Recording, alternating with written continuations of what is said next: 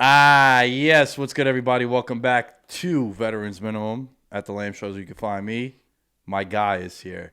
My favorite Alvarez in the building. You know why, though? You know why, right? Is it the same It's name? the name, baby.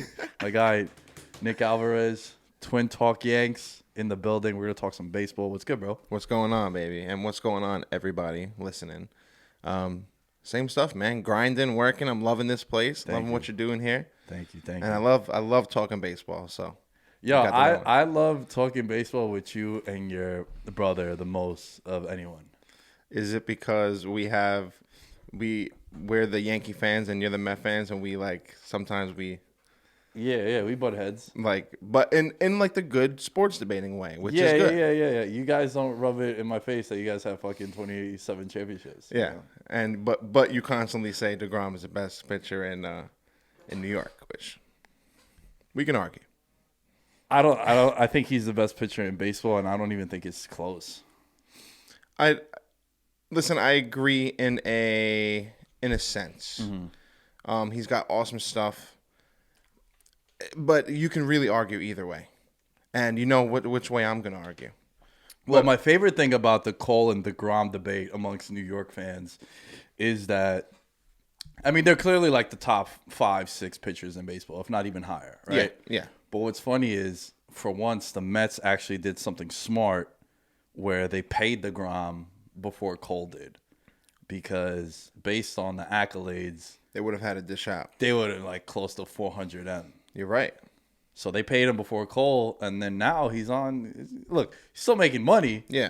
But compared to what he should be, I think the Mets kind of fleeced DeGrom, which I'm happy for. Yeah, and they bring in an offense around him, really, and because there's a history of the Mets not scoring any runs for him. I saw a stat a couple months ago, and it was like if the Mets had scored more than one run in 33 of DeGrom's last 40 starts, he would win 32 of them.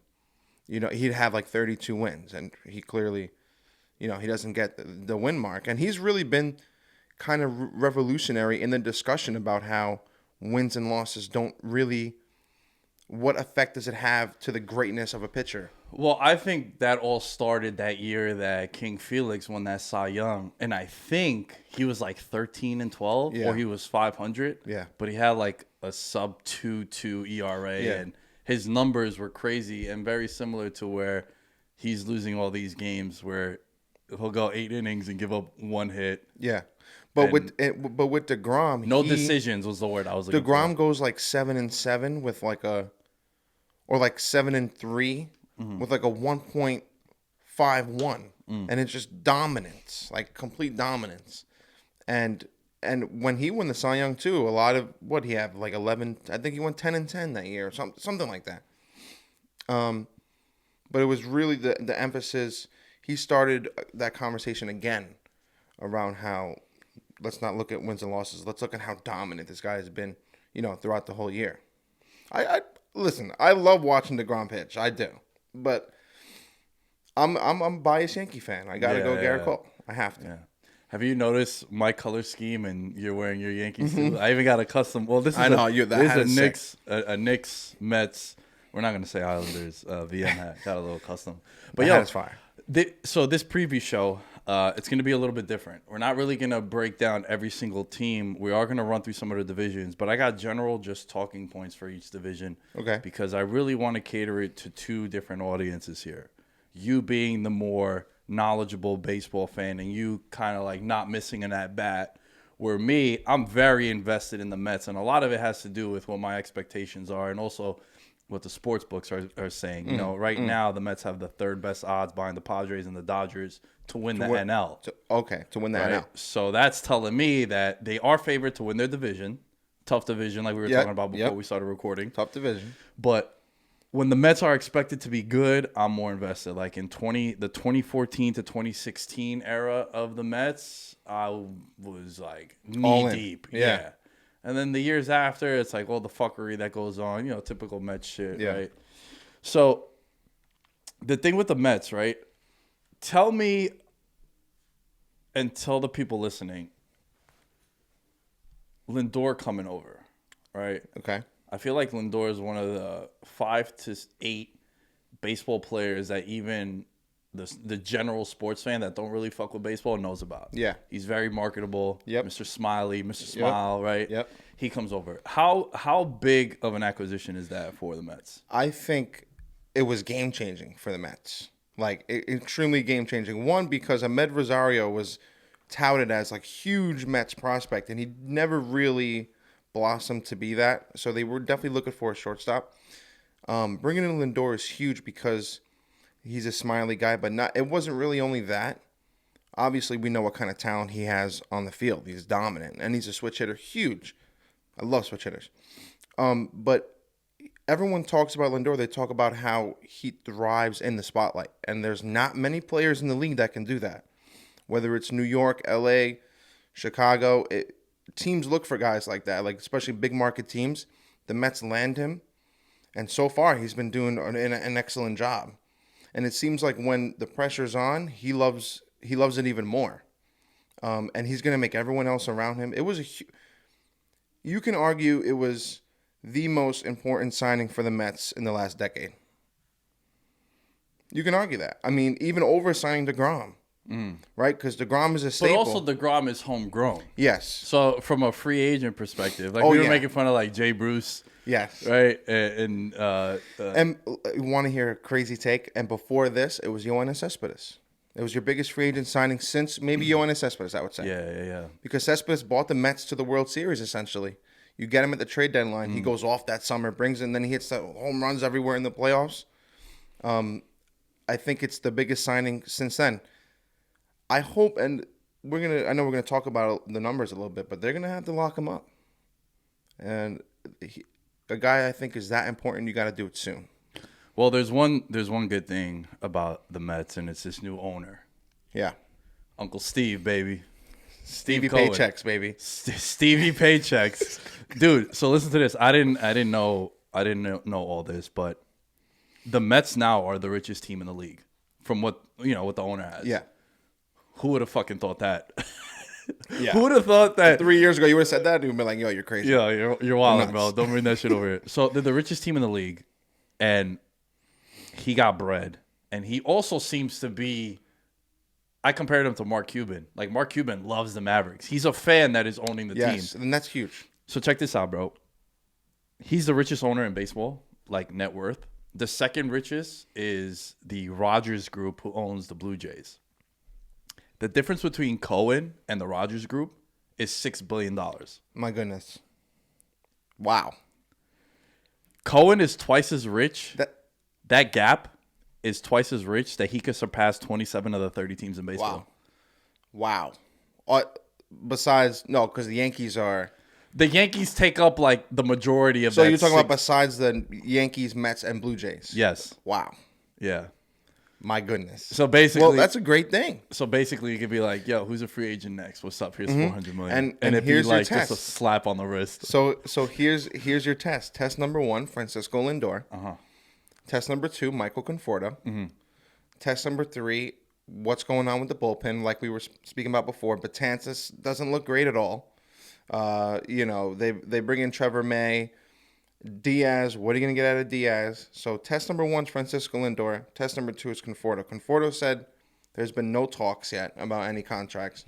And actually, the Mets made an offer to Lindor, and he politely declined. And, they're going to continue. He's not a guy he said he doesn't want to talk contract extension talks during the season. Yeah. Which is the kind of guy you want because he's locked in. Right?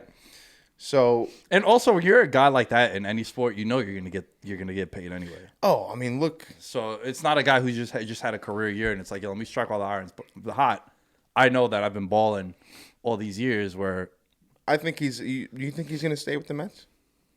I think they're gonna sign him. There have been reports that it's heating up, and like John Heyman was saying, there's a 60% chance that it can get done before opening day. So, I mean. What would happen if you wake up opening day? It's like, which is an awesome time to wake up. It's an awesome day. And then Frankie Lindor signs a 10-year, $330, we'll say, $340. That would be awesome for Met fans. We spoke about this last time I had you and your brother on. Shouts to Chris. About baseball players making $300+ million contracts. Yeah. there's a history of them where it doesn't really translate to team success. Why do you think that is? Well, because you're so reliant on just that player's salary in general. Look at the Angels. I mean, Albert Pujols, number 5 in the home run list all time. Albert Pujols is one of the greatest players to ever suit up, but he also signed the worst, not in his opinion, right? Because he's just signing a contract, but that contract with the Angels is one of the worst contracts of all time. I don't think it was for $300 million, but now we're seeing more. Now we're seeing a lot more of it. It's still in the top 15 all time. What was All right, so we got 426.5 for Trout. Give it, yeah. So listen, crazy. he's one of the. I'm sorry, but he's one of those guys where when I saw that, I was like, "That's it." Yeah, I felt that way about Pat Mahomes too. I'm like, he's kind of underpriced. That's yeah. So it's Trout, That's Betts, Tatis, Harper, Stanton, Cole, Machado, A-Rod. And this is total salary, total Most contract? lucrative contracts in MLB history by total value. Okay. And then you got Arenado, A-Rod again. So A-Rod's on this list fucking twice. Yeah. Rangers, Yankees. And then it's Miguel Cabrera, Strasburg, Rendon, and Pujols. Wow. Question. Is Josh Hamilton on that list? Josh Hamilton is... Because I'm at like the 50s now, and I don't see okay, because that was an awful contract too. Josh Hamilton was 125. Well, his was only a 4-year deal. The other ones are like, you're talking about... Like over 7-year deals. Like Tatis is 2021 to 2034. I like his contract, though, Nick. I like his contract. So, I'm not against a guy making that much money if you're a field player. An everyday guy. But I feel like Garrett Cole for $325 million is kind of crazy when he's pitching every 5-6 days. Yeah. You're asking me, though? I mean, it is, right? When you see 9 years and take your fandom aside. Yeah, okay. The general concept of a pitcher making that much. Like Trevor Bauer, right?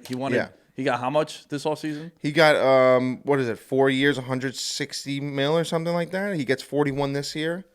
He'll be the most in history.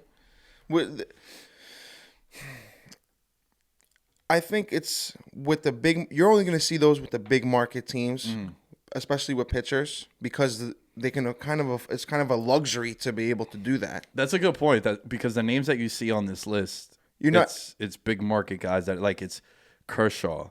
It was David Price at the time. He's still on this coming into his last year with the Red Sox, and then you got Garrett Cole in New York. Yeah.